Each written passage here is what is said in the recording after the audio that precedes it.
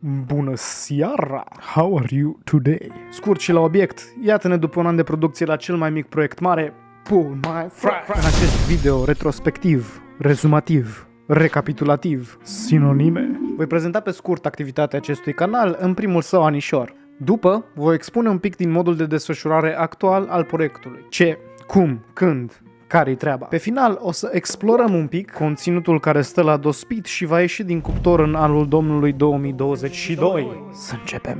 În 2021 am realizat un total de 5 videouri de aproximativ 10 minute fiecare, în care am încercat să-mi exersez un pic abilitățile când vine vorba de edit. A fost o experiență complet nouă să încerc să transform prin montaj un conținut ceva mai stângaci de pe Twitch într-un produs un pic mai coeziv și digerabil. Cireașa de pe proverbialul tort a fost pentru mine, pe partea video, 7O în 7 feluri, care a fost examinat și de o tipă și un tip foarte dragi mie. Mulțumesc încă o dată. A fost foarte distractiv să văd cam ce îmi place când vine vorba de edit și ce nu, ce stil de conținut se potrivește cu mine ca om și cam care e volumul de muncă raportat la calitatea pe care mi-o doresc eu de la un video. Pe lângă asta am mai uploadat din când în când și niște bucățele mai scurte de pe stream, lucru care o să fie un pic mai cizelat și elaborat pe viitor. Ultimul video din 2021 a fost Tricou Bam Boom, în care am încercat să editez un pic mai atent și mai minuțios pentru YouTube Shorts și Instagram. A fost și prima dată când am editat ca să arăt în mod specific un produs. A fost dificil să echilibrez un stil de edit ceva mai exploziv cu un spațiu de repaus în care să se poată vedea în cazul ăsta tricourile. În 2021 pe Twitch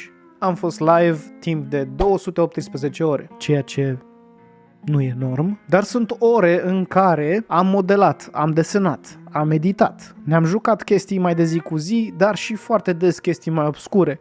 Am avut și un giveaway, am cântat, am citit, am băut ca porcul până când m-am emoționat că pot și eu să beau cu niște compatrioți, am încercat să-mi variez hainele cât mai mult dintr-un anumit motiv pe care îl știu numai eu și am împărtășit opinii, informații, judecăți și mai ales cartofi prăjiți cu incomparabili oameni din chat. Pentru Twitch am realizat paneluri, alerte, emoturi, overlay-uri, animații mai speciale pentru câteva ocazii deosebite și efecte de sunet cu care mă trolează un anume cineva când mi-e lumea mai dragă.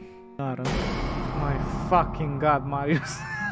O surpriză când vine vorba de nivelul de muncă a fost și crearea unui server de Discord, program cu care nu aveam absolut nicio treabă înainte să mă împingă de la spate minunații cartofeți către o notă discordantă. Pentru serverul de Discord, supranumit în tema noastră narrativă La Sprăjiți, am alcătuit canale și reguli adiacente, gândit niște spații, zic eu, destul de interesante și bine organizate, dar am și customizat un bot cu ceva mai multă personalitate decât e necesar. Leon și, bineînțeles, emoturi.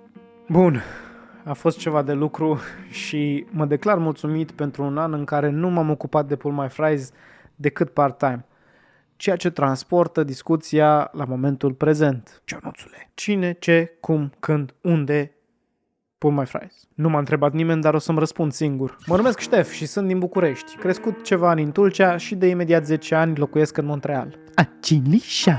De când eram mic, am o broască țestoasă de pluș pe care o cheamă Pulifrici. De atunci, toate userele mele peste tot au fost Pulifrici sau Pulifrici cu 2 de L. Într-o zi cu soare din minunata Canadă, un random cu care mă jucam Battlefront 2, cred, neputând să zic acest minunat cuvânt românesc, mă tot striga Pull My Fries. Și ca tot omul iubitor de cartofi prăjiți, restul e istorie.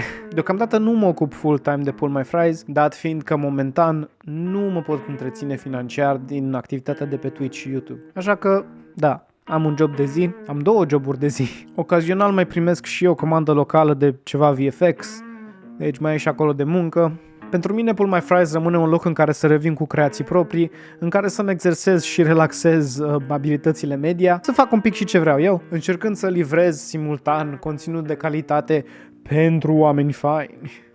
Acestea fiind spuse, activitatea mea în ceea ce privește proiectul rămâne constantă, dar mai rară. It's all about the baby steps.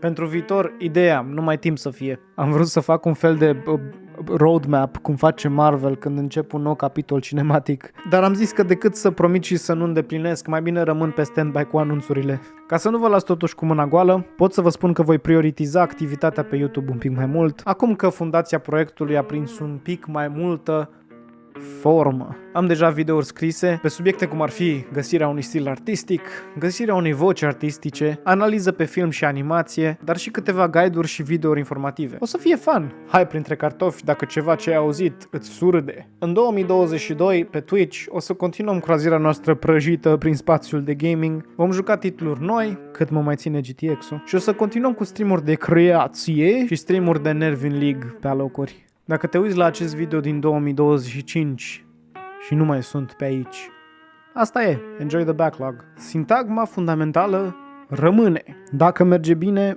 dacă nu, nu. Vă urez un sfârșit de iarnă ușor și să ne vedem la mai multe în 22. Ciao!